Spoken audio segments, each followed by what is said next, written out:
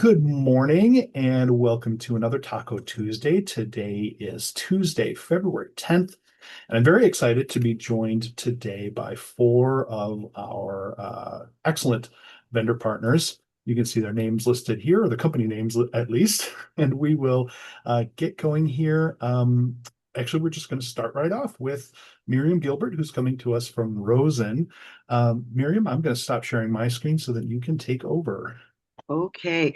Hello, everyone. Well, I think further to the weather theme, seeing a toucan in the tropical rainforest that we have little to whinge and whine about in Colorado in terms of snow. And in fact, that isn't a problem. And Power Knowledge Science, covers issues around weather and climate change, but also we might wish we were all somewhere more tropical this time of year. But yeah, the weather has become more than an entertainment, I think, for all of us around the country.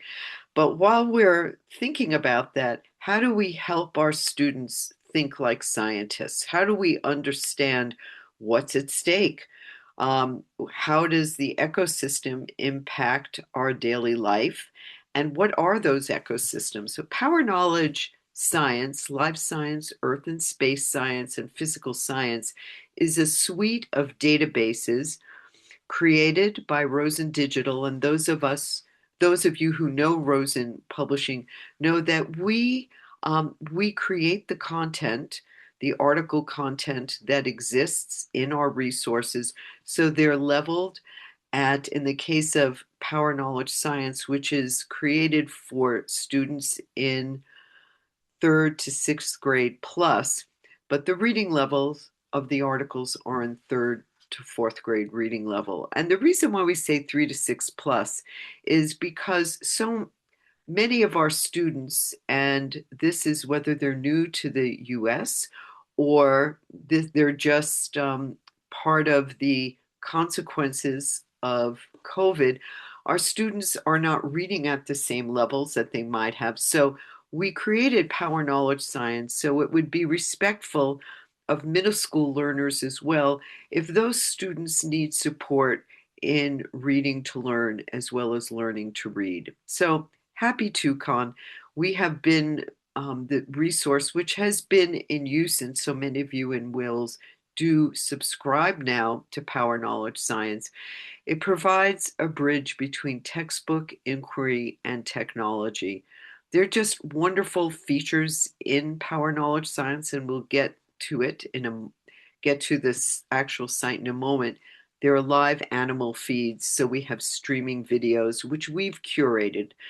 Our team of editors have curated everything. We have video galleries, so it's easy to access that. In terms of learner supports, there's foreign language translation and read aloud, huge accessibility supports as well. And the database meets the highest standards now mandated by law and some beyond that. So we can support all your learners, whether they need screen readers, whether they're ADD students, ADHD students that need focusing abilities, or dyslexic students who might need a dyslexic font to help them absorb the information. So what is Power Knowledge Science? So before we take a field trip, it's it was built to be kid friendly and look and function, and it contains curriculum correlated content. So all the articles in the database, and they span again life science, physical science, and earth and space science, are curriculum correlated to Wisconsin learning standards and to the next generation science standards. And our goal is to make learning fun. And we also architected games with the help of student game testers that help reinforce the content and teach the content. So I'm going to pause and just play a brief video introduction to Power Knowledge Science that will lay out what we have.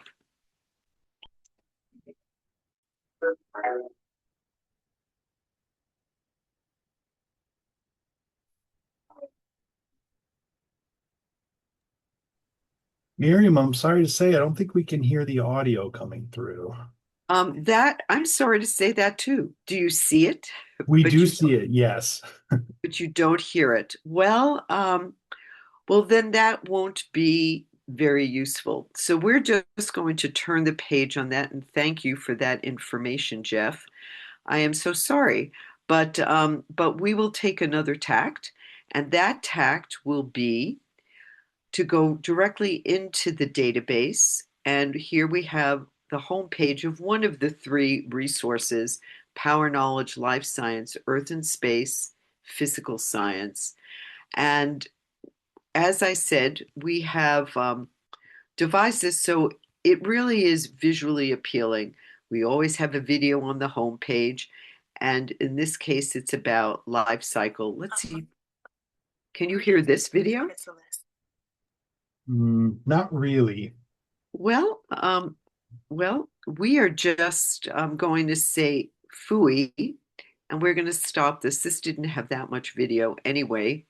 This is definitely an issue that I'm having with my computer. This is not a reflection of my beloved Power Knowledge Science. We have features that will grab the attention of students, whether it's a video, and those always link to the article content, photos to learn more, brain teasers. Are octopuses poisonous?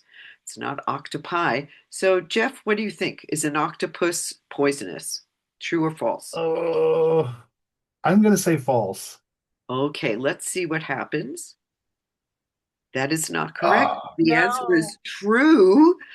Oh my goodness. So what we're looking at, and thank you, Arvana White, Jeff, to we want these features to be interactive to create classroom conversation because time is precious. And we know that given the brief time I have to share any of this with you, we're looking at an article. So, this is an article about the nature's deadliest animals. And all the articles, we know what a database looks like. We have the sections of the database that we can navigate through. We have that laid out. That's a black widow spider. Yes, poisonous. Um, we have read alouds. We would expect this. Killer body. The read aloud could be in a male or female voice. You can change the speed of the read aloud. If you have students that need foreign language support, you can choose one of 100 languages. That's a lot of languages, but certainly in some of our cities or not in our rural areas, we have languages that and certainly since we're looking at the in elementary school supporting the family with their student learning. So to have the articles translated is a huge plus. So I'm going to go back into the home page and just say we have the key content areas going down this left-hand column. If we just click on animals, again, this is created for visual learners. We have some of the key categories in the category of animals. And then if you click further, it'll bring you to the pictures and go further into the articles that exist. Let's just pick goats, and it takes us to goats in our world. And so there's so many options for your students to navigate through and also for you to navigate with them, get to go on a little field trip. So I'm going to go back to this content area and just these are the key subject areas. And this is just in life science. If we were to take a look at Earth and space, since we were having such a bracing conversation about the weather, we can come here and take a look at weather and natural disasters, saving our earth, water, weather, and climate change. As I mentioned before, I'm in the mountain time zone in Colorado, and while some of our listeners might be in South Carolina with too much snow, we do not have enough snow, and that is a big old problem in Colorado because we are now in a drought. We have a winter drought, and so we're under fire alerts here in the Rocky Mountains. So, how do you talk to your students about that? So, we've provided the content as a starting point just to look at things from from a scientific ecological container to really begin to inform our young learners. Again, the key content areas going down the left-hand side. And I had mentioned we created games. There are multiple ways to get to things in the resource. And I'm going to go, we have games here. So I'm going to go to one of these games. And Cave Crusader, Space Ace, Fossil Fever, Bigfoot. So these games, again, were created with student testers, and given my poor luck with the sound before, I'm not going to count on whether we could hear any of this, but you can choose the level at which you play, easy, medium, and hard. So if you think about how do you handle classroom management if your students are restless, you're in a library and you want to get them into the content, but they're just not going to read an article? This is another way to engage your students and have them, these are all learning based to support the acquisition of the content in the database. And so we're going to a dig site. We get to pick tools. We don't really have time to play this, but let's see. We can dig here. Keep digging. You can dig up to 3 layers deep. So everything about these games also furthers the learning experience. So I'm going to leave this particular game and just know that there are specific games in each one of our 3 databases: life science. And here we have, I mean, learning is serious fun. And that is, how do we make it interactive, get our students involved? I'm a big fan of Dr. Legbone. And in Dr. Legbone, I'm just saying, you'll have time to go in and try this. In Dr. Legbone, we get to build a creature and we could start the game. I'm thinking you didn't hear Dr. Legbone laugh, or did you, Jeff? Did you hear Dr. Legbone chuckle? No, I didn't hear it. I'm sorry. Well, I'm very no one sad. is more sorry than me. Well, take my word for it. Dr. Legbone is chuckling. Okay. So we are almost at time. So what I want to say is there are 3 databases: life science, earth and space, and physical science. So we unpack all of those. It looks like we have a young man dealing with this, the hum of the sound that was heard in a town in Connecticut. Resources for teachers and librarians, curriculum correlations, that's so important. And all the standards are accessible through this correlation tool. So you'll be able to choose your own state standard and the subject area, language arts, math, or science, and then do a search. We know our students, we want to support their reading to learn and learning to read. This is a great way to have high interest informational text that is enriched with videos. And we, in the search, there are video galleries, there's live video streams, so you can go on field trips. And I'm excited about this resource. And in spite of the sound, I hope you are too. What we are offering to new WiLS customers, and Jeff will share this, is if you can subscribe, and we're happy to set up trials as soon as possible, even today, you can subscribe for a year and get 6 months free. So just keep that in mind. We know budgets are always an issue, and maybe now more than ever. So we're hoping that as a new user, you can join us and get a little bit of break in your budget. So thank you so much for your time today. Thank you, Miriam. I was very excited to see some of the stuff you were able to show us today. Just before the session, Miriam was asking me like, what kind of new stuff are you hearing from, in the sector? And we talked a little bit about streaming video, but another thing I was going to mention is games as a vector for learning and just sort of enhancing learning. So very excited to see some of that happening on Power Knowledge as well. Great. Well, thank you. Thank you, everybody, and have a great day. Thanks, you too. Okay, bye. All right. So let me just get us set up for our next presenter here. Coming up now. Hopefully we're seeing that. Okay. Our next speaker is Megan, who is coming to us from ACM. Megan, without further ado, I'm going to stop sharing so you can just take over. Sure. Let me see if I can share my screen here.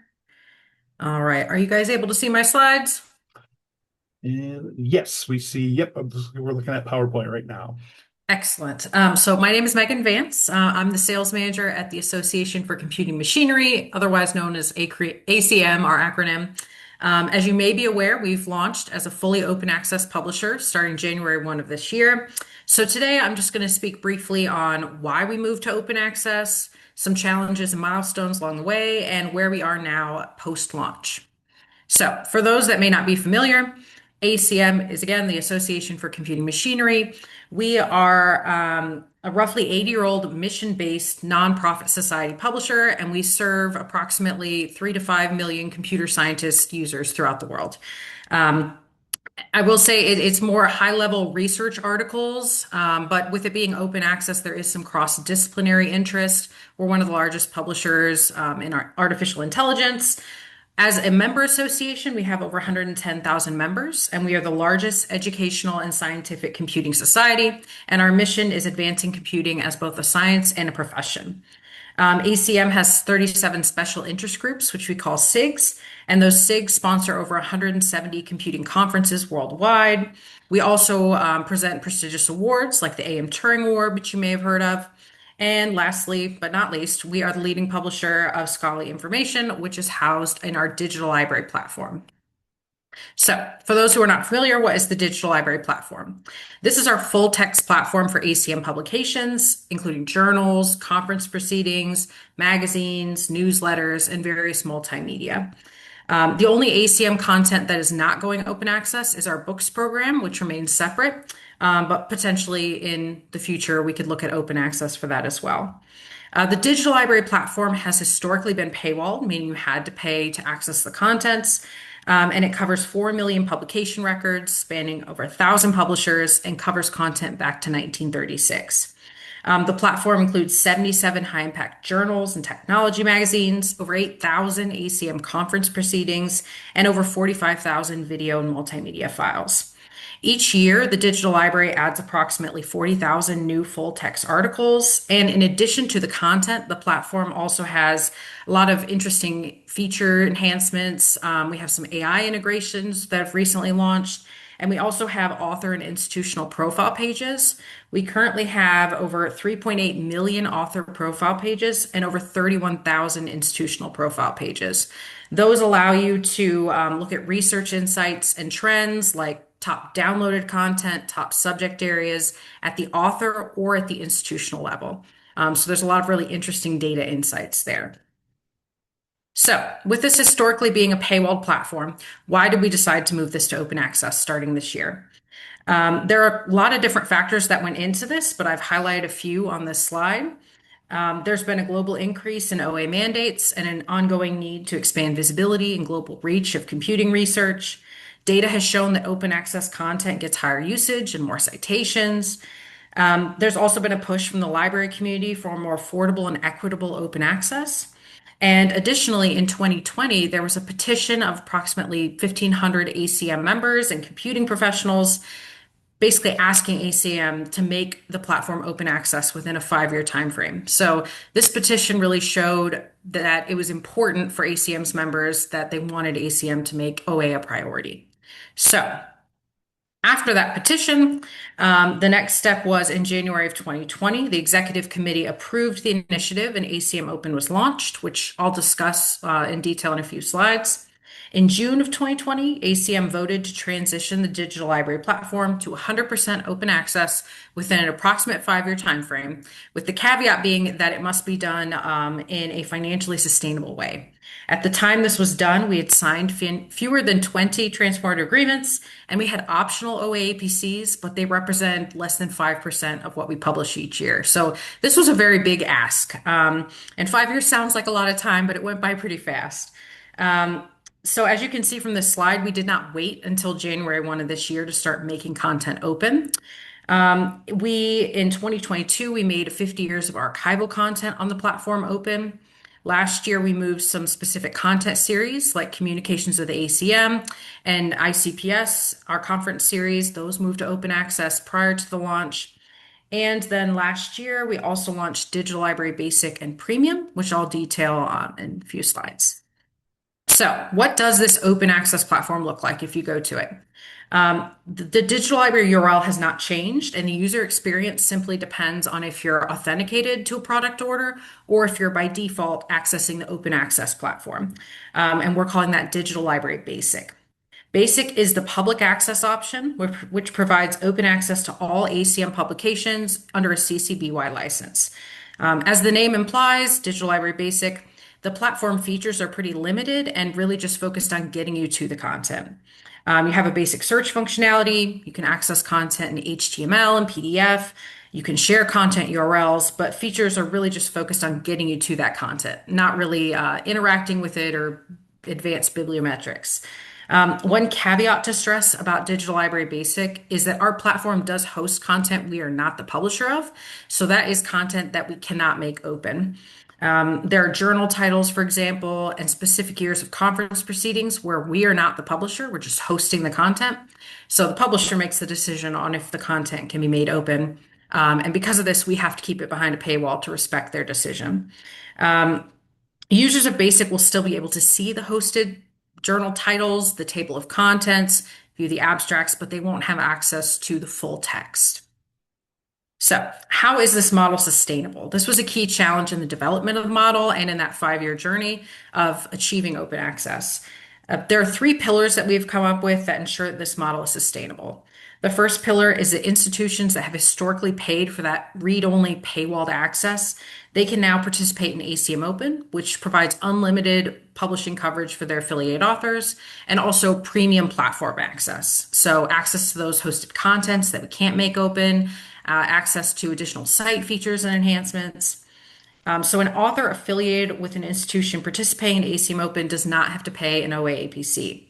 That leads to the second pillar, which is that mandatory OA APCs have gone into effect this year for ACM published content. I do want to flag the caveat that ACM does provide geographic APC waivers, so you can look into that. But starting this year, an author who wants to publish with ACM needs one of 3 things. They need that affiliation with an ACM Open institution, they can apply for an APC waiver, or they do have to pay the APC. For institutions, they can choose to subscribe in ACM Open, which has the publishing coverage.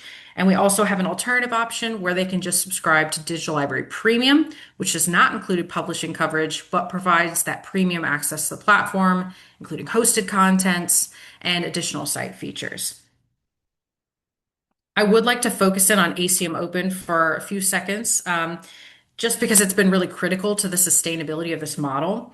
ACM Open provides the unlimited publishing coverage for all of the affiliated authors, removing the need for authors to pay those OA APCs.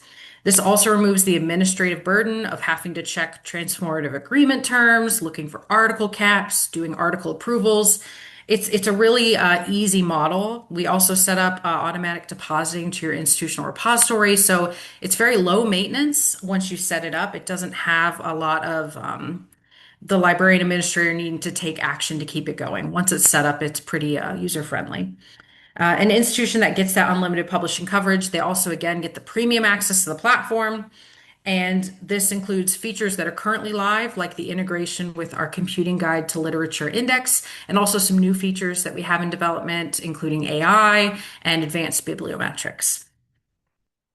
So for pricing of ACM Open, we always have had the goal to get as many institutions on board with this model as possible so that authors don't have to worry about paying the OA APCs. So a key tenet for this model was ensuring that pricing is fair and sustainable for everyone to participate. For ACM Pro Open pricing, we look at the annual average article output for an institution over a rolling 3-year period. And then we have a publicly displayed also on this slide, the 10-tier breakdown of the article brackets and what price an institution would pay per year for a minimum 3-year agreement. We do also have separate pricing for corporates and government institutions on our website, but this is the 10-tier structure for our academic institutions highlighted here. So one of the strengths of this model is that the pricing is locked in for the term of the agreement. So even if an institution's publishing dramatically takes off in year 2 or 3 of an agreement, their pricing's locked in. It's not going to jump up, which helps with ensuring budget predictability.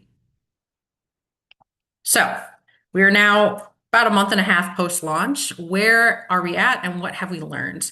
For current results, I'd say that so far we have demonstrated that open access leads to greater impact. Digital library content that is open access has so far received 2 to 3 times more article downloads and a 70% increase in citations compared to paywalled content on the platform.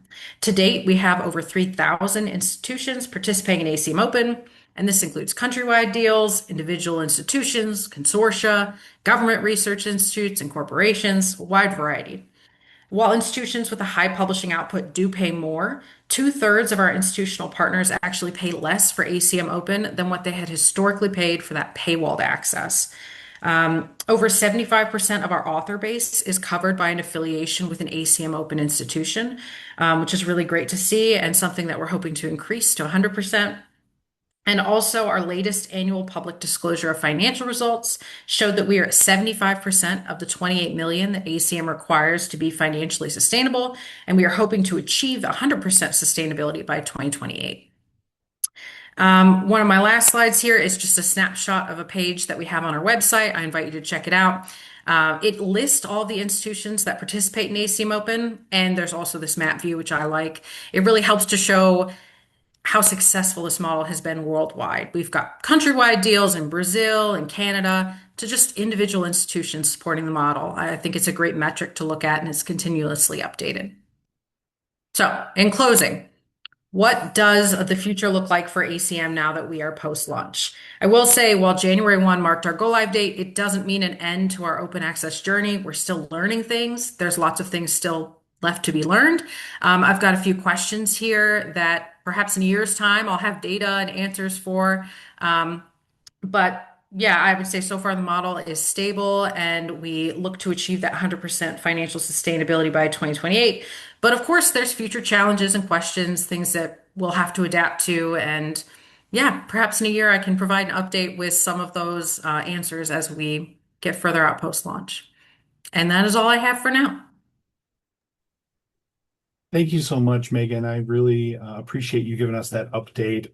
I know this has been really the work of many years getting to this point. Yep. And it's been kind of interesting from the consortial perspective too, to sort of watch it go and think about how do we fit in, how can we help, and all of that. So it's very good to get an update of the state of things, especially now that we're sort of at it's live now. Here we are. Yep, we're past the finish line, but again, jury's not over. So yeah, exciting times. Well, great.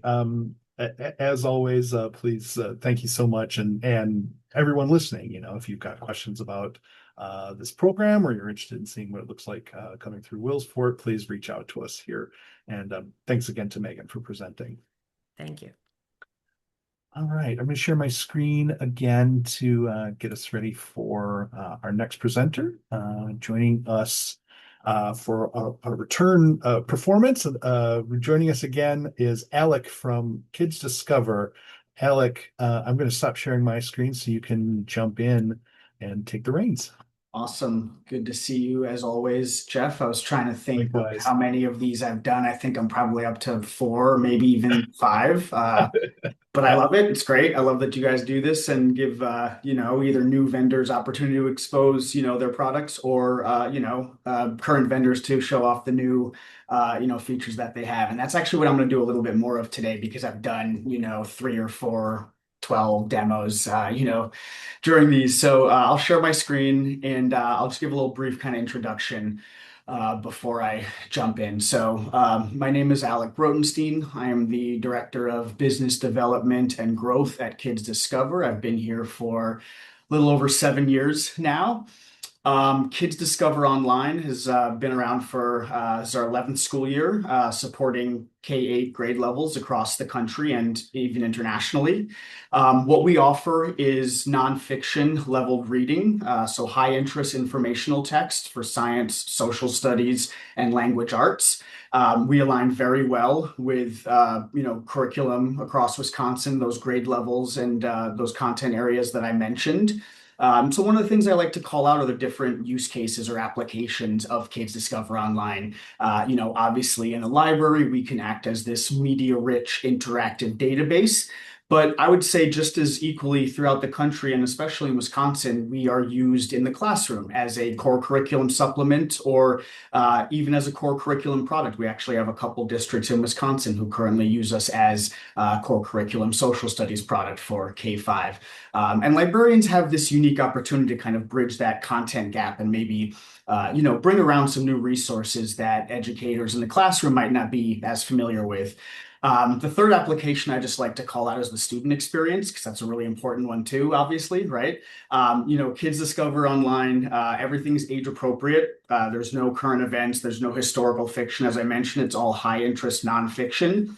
Everything's written in an age appropriate, fact-based, unbiased narrative. We don't link outside of Kids Discover Online to any third-party resources, and we don't license text from anybody either. So I like to think of it as very safe, but also fun and engaging space for students to go in and really explore on their own. I do always have to show our Discover Map feature just because it is one of the coolest, most unique features on our platform.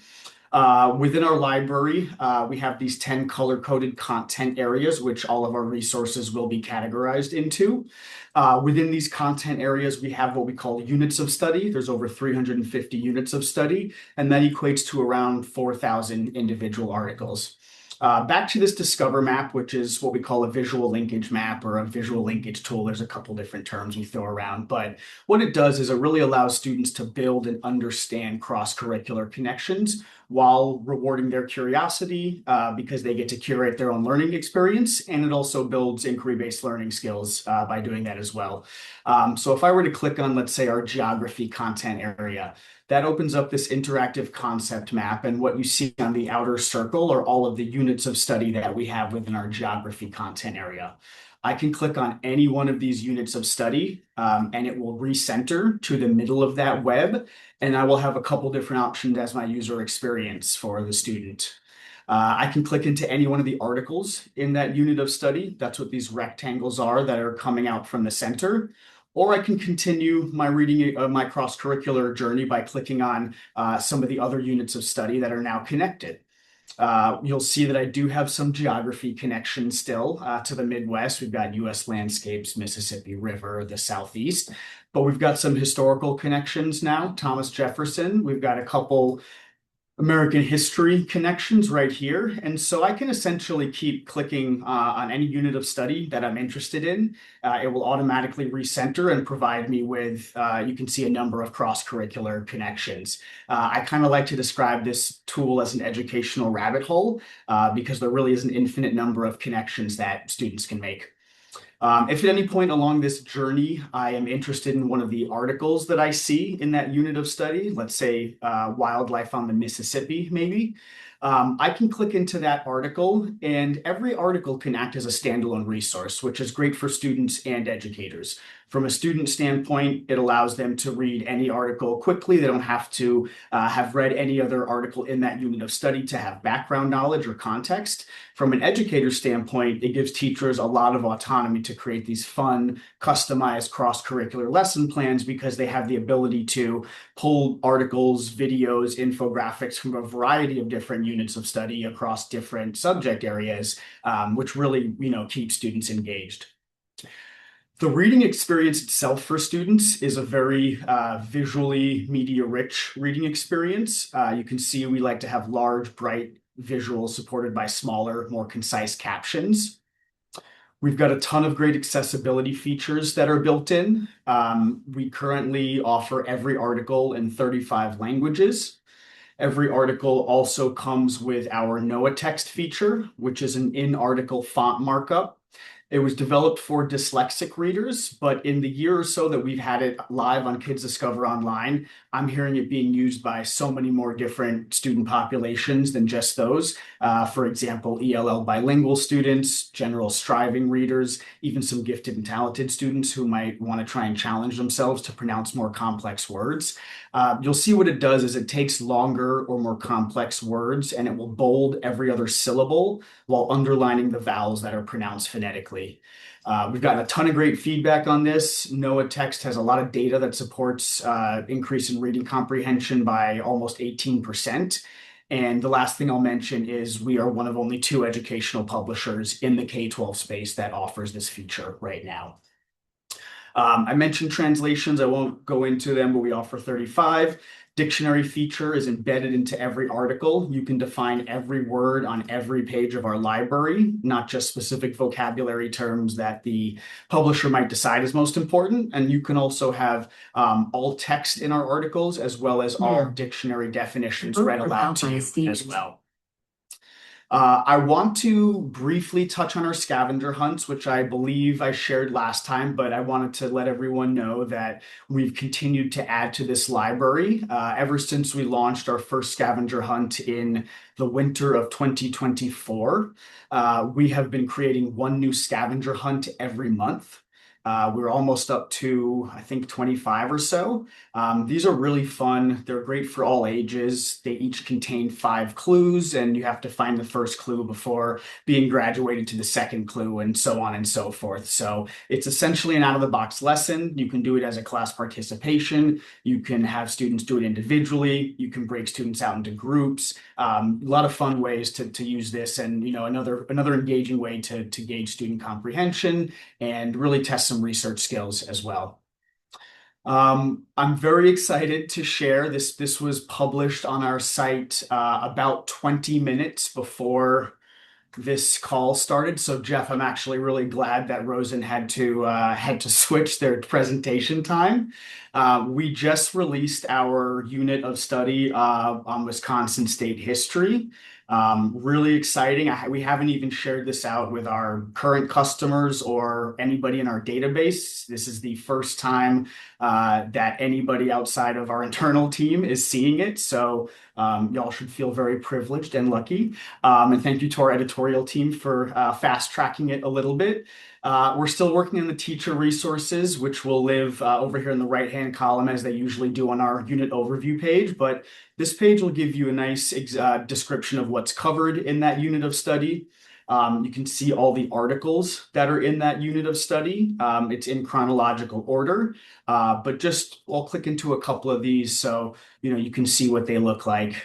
Same editorial style, right? Really fun, engaging, bright, vibrant images, smaller, more concise captions. Love this cranberry farm picture.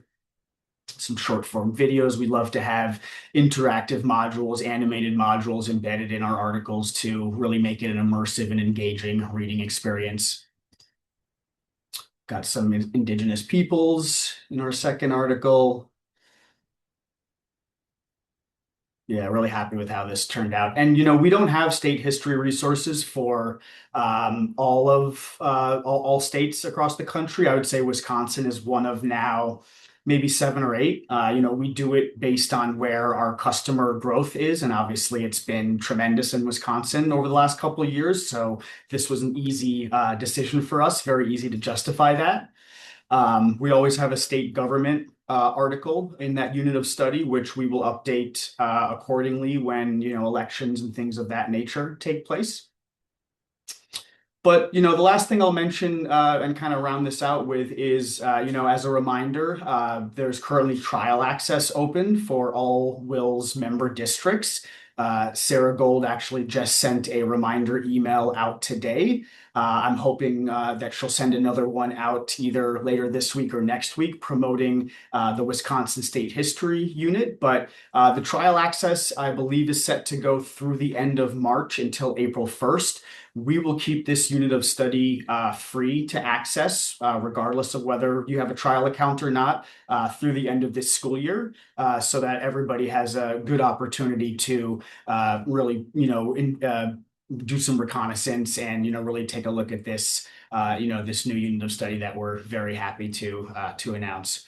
Lastly, I will be at WEMTA as I usually am next month. I can't believe it's already middle of February, basically. I should have a nice big booth right in the front, so please come and see me. I think you should look out for a rabbit, I believe, if you're looking for my table, is what I've been told. And obviously, if you have any questions about the product or platform itself, you can reach out to me. If you have any questions about pricing, Jeff, Nick, Sarah are all very familiar with our product and pricing. And with that, I will turn it back over to you, Jeff.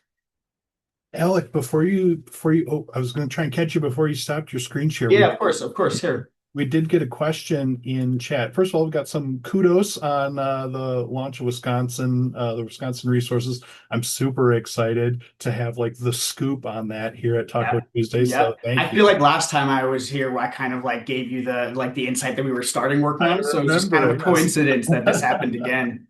So Hollis in chat asked if you could show what that looks like in Spanish, and I don't know if that is just something you can toggle So great question. It will eventually be something that you can toggle. Right now we have about 30% of our library that is available with professionally translated inline Spanish translations. Right now, they live primarily at our younger reader unit level, so grades K1 and 2. But what that will look like for the Wisconsin resources is this button right here that allows students to translate the entire article with one click. Right now, for translations, they'll have to do it manually with our global translation feature, which is the globe icon. And so you can highlight a single word or an entire passage as much as you'd like. You'll click that globe icon, and then I think it's actually Portuguese because I was doing a demo earlier today. No, it was Spanish. Okay. So you'll highlight the text you desire to translate, click that globe icon. You'll get this little pop-up modal. You guys can see the pop-up modal, right? Okay. Yes. And then this play icon indicates that we offer text-to-speech read aloud in pretty much 80-85% of the native languages that we translate to. I don't think y'all will be able to hear the audio because I've got a bunch of Bluetooth devices connected. Could you hear that, Jeff? Actually, we could hear it. Okay. Yeah, it's a pretty realistic read aloud voice. We get a lot of good feedback on it.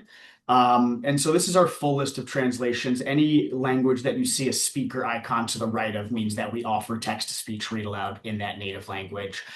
We add half a dozen to a dozen languages every year. It's really just based on demand from customers and school districts that we support. So if anybody is currently a customer and requires a new language, let me know. If you're considering coming on board and you have even one student in your district that speaks a native language that we don't currently have, let me know and we can have those added within 24 hours usually. Great. Thank you so much for showing us that extra little piece, Alec. Of course. Any other questions, Jeff, before I hop off? No, I don't think so. Yeah. Hollis also says thanks. Of course. Said that they desperately are needing Spanish content at that level. Lots of schools in Wisconsin are. So definitely. Thanks so much, Alec, and really, wow, it was just a little kind of twist of fate, but I'm actually thrilled that meant to be to break the news here. Talking. Yeah. Excellent. All right. Well, thanks as always, Jeff. Will I see you in a couple of weeks at WEMTA? I think so. I think I might be the one who's going to be there, or maybe there'll be a few of us. So. Okay. All right. Cool. Well, I hope to see you. And if not, take care as always. Thanks again for joining us, Alec. You're welcome. Have a good one. You too. All right. I'm going to share my screen one more time because we have our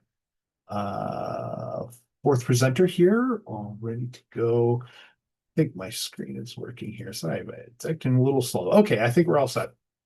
So Ari, I think, is here to present on NewsBank. Ari, are you ready to take the reins for another Taco Tuesday? All right. Great job hosting again, Jeff. Oh, thank you. Like our anchor host at the media table, doing a great job. Well, thanks for joining us. We're very happy to have you back. Yeah, you can never get enough WiLS tacos, But thanks for having me. This is good timing, I think, for everyone because we do have a trial. There are, of course, other vendors that do as well. But I appreciate Wills and Jeff allowing me to present. This is good timing for your trial. Sarah should have updated you with a couple of new links. I'm going to go ahead and share my screen. The trial is good through all of February and maybe a few days into March as well. Very advantageous. Oh, let me do that share button. Sorry. Okay.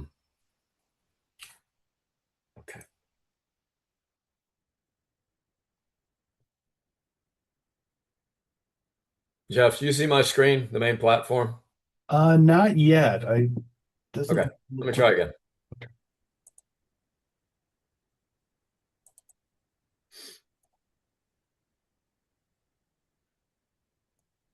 How are we doing now? There Better? it is. I think we can see it, but I can also see like the little zoom. There you go. Okay. All right. All right. Yeah, I don't use Zoom all that often, but all right. So first link in your trial, which should have come from Sarah. And if you don't have it, I can forward it. So anybody has any questions or any links that aren't working correctly, please reach out. Wills is always there to help. I'm happy to help. But the first link will be Access World News, our primary research tool. And Access World News, the start dates on it are about 1980. It goes through today, so you can't get more current content. We're up to the minute, essentially. Just we have image editions, like the way they used to deliver them to your door at 4 in the morning. They'll be delivered to you digitally here through this resource. Again, about 15,000 now resources internationally, global coverage, heavy content throughout Wisconsin. You can do a general search here. You can go and buy our suggested topics. Most of you are familiar with this site. Just a quick refresher. Our research trending issues, again, really are dynamic because they're changing monthly. We'll update you on something special to this month, Black History Month. We all knew about Groundhog Day. I know you were hoping for a shorter winter up there. And other topics that are trending consistently. These are issues here being researched consistently, frequently by your students, by your faculty, by families. And this is all put up front for you. Holidays observances is relatively new. We outline this, what is special to each month. Okay. But as you can see, all curriculum areas here really designed to get your researcher to a topic. Where do I start? Where do I begin? How do I choose? Topics, subtopics presented to them. Debate and speech. This will support all your debate teams. All your major issues are presented. We do environment, education, literature, literacy, Model UN. All the sustainable goals will be listed. So if you do have Model UN teams, this will be a great support in this area. Science, tech, really widely used. You can do a general search, say something in the news, obviously, immigration. Now you are searching the entire site. If you have the historical piece, it will go all the way back to 1690. Okay, so here's our results on immigration. It's a flood of results. You've got over 9 million, as you can imagine, the size of this resource. That is where your tools come in. Your first and most current, because we default to newest, is on something on immigration that looks like it's out of New Hampshire. This is Newsweek. But you can easily flip to the date selector. You can flip to oldest if you want to go historical content, best match, date selectors by decade, very easily manipulated, and then hit apply. You can simply put in a year or a specific date, depending on what you're looking for. Source types, obviously, largest collection of newspapers in the world. But we give you all this: college, university press, journals, magazines, web-only content, which is growing enormously. Source name, source location. We can search by country, by continent, by state. If you want Wisconsin sources only.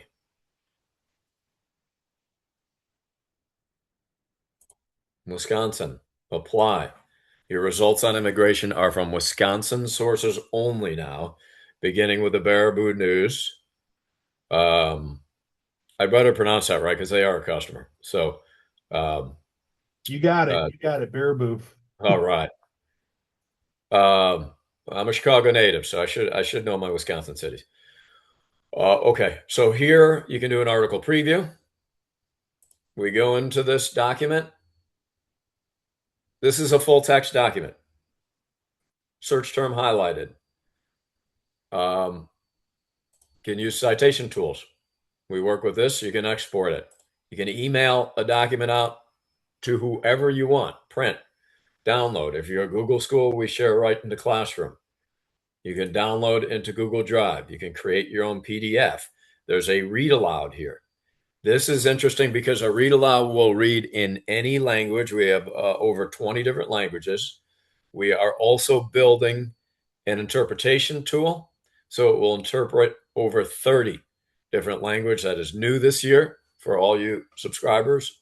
I think you'll be excited about that. That should be ready within the next few months. Lexile readability, another way to narrow down your results. You can just narrow it down by grade level. Language, we talked about the different languages. I'm in Wisconsin. Okay, let me jump out of Wisconsin. So 20 different languages here. You can simply switch to Spanish and your results will be in Spanish. Okay. So very versatile, dynamic search tool. You can jump back anytime. Let's see how I'm doing on time here. 120. Daily headlines and lesson plans are interesting. Top 10 headlines throughout the world, covering everything: weather, economics, politics, and a lesson plan will be delivered to your door every day, a new one based on these top 10 headlines. Here's your lesson plan regarding a flood of disinformation in Bangladesh. Lesson plan, education standards, related material for research. And here you can view all lesson plans and search for whatever it is that you want. Curricular areas on the right, on the left. So you can pretty much find anything you can imagine and find a lesson plan. Okay, I cruise through. I want to show you what an image edition is. Let's say you want the Wisconsin Journal out of Madison, or the Daily. Was it? Okay, but I'm going to do Milwaukee.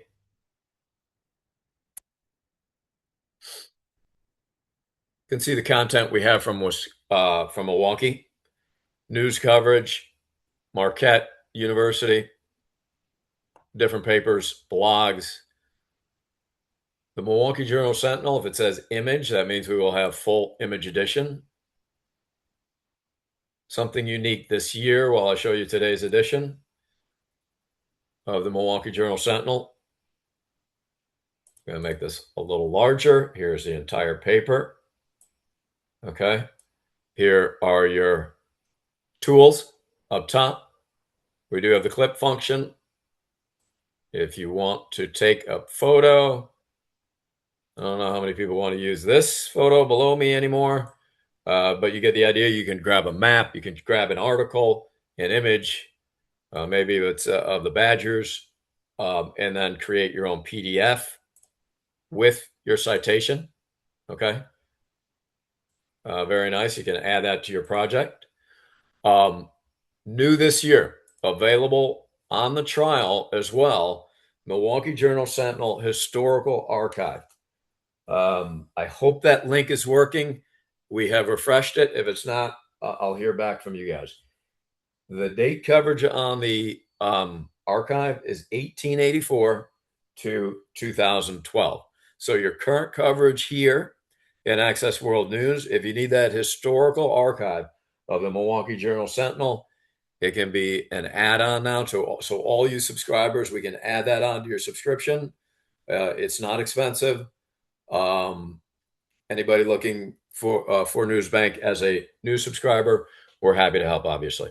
And it will be an image as well, going back to that archive. Your historical archive looks like this. Just check how I'm doing on time. Okay, a couple minutes left. 1690, most of you are familiar with this. The new update on the historical archive, there will be another period right here, probably by the summer, 2000 to 2010. All right, so this will go from 1690 to 2010. Should be by this summer. So you're aware it's coming. Each era built similar with your topics here on the timeline. Here is your summary, reading comprehension questions, and all of your primary data here, primary sources. Really incredible stuff, particularly when you go back in time, as you can imagine. Something new here. Most of you are familiar with the Life in America series, right? Black Life was first. We released Hispanic, Asian Life, which is quite popular in Wisconsin with the Hmong population and other Asian life. Indigenous was last year. Immigrant Life in America has been added. This was just released a few weeks ago. So if you're a subscriber of Life in America series, we just had a district from Wisconsin they had Black and Hispanic, I believe. They wanted to add the other ones. They were able to add immigrant, indigenous to what they already have. It was very reasonable. I think it was only $100. Immigrant Life in America, very timely, obviously. We've had excellent feedback. Same layout as your other Life in America series. Early arrivals here. You can see the timeline and then all the way through today. All right. And your subtopics. Same search tools. So you can search for anything you want here, Ellis Island, whatever it may be. I'm running out of time. So those are kind of the new things that you should be aware of. Again, all of these links available to you. All right. And please, if you have any questions on products or research, my email is in that email that you got forwarded from Sarah and WiLS. They've been very gracious. Anything on your discount packaging, go back to Jeff and Sarah. Again, district, very advantageous for discounts, the way we work with WiLS on that. But we're here to help. So any questions, please feel free. Anybody else needs further demonstrations, again, just reach out. All right, thank you so much for joining us today. I was very excited to see the Immigrant Life in America pop up this year. I agree with you. It couldn't possibly be better timing for Right. the topic to get its own focused kind of sub collection. So, and I agree, very reasonable. I think I saw that offer come across the desk. Yeah. So, it's definitely worth looking at to kind of round out the resources that our members are providing. Thanks again for joining us. As Ari said, we've got trials going on right now. So if you're haven't seen the links, reach out to us. We've been sending them along. If you're having any issues with them or have any questions about any of those things, reach out to us here or reach out to Ari. I know he'll be happy to hear from you too. Thanks again for joining us today, Ari. Okay. Thank you so much, Jeff. Thanks, everybody. All right. Well, that's going to bring us to the end of another Taco Tuesday session. Thank you to all four of our presenters for joining us today. And thank you for a sizable live audience. Thanks for joining us live. Very happy to have you here at Taco Tuesday. If you're watching the recording, thanks for doing that as well. Our next session, as hopefully you're seeing here on the screen, will be 2 weeks from today on February 24th, where we will have another slate of great WiLS vendor partners to show off the resources that they have on offer. As I mentioned, WiLS will definitely be at WIMTA. I think I'm going to be there too. I got to talk to my boss because I can't remember who's actually signed up to be there. But somebody will be there from WiLS for sure. Multiple people will be there from WiLS. We're always happy to go to that conference as well. And yeah, please do reach out to us here at WiLS if you've got any questions about anything you've seen here or anything to do with our cooperative purchasing service. As always, the best way to reach us is via email, which is the email address coop, that's COOP @wils.org. All right. Thanks again. Have a great rest of the day, and we'll talk to you again soon. Bye.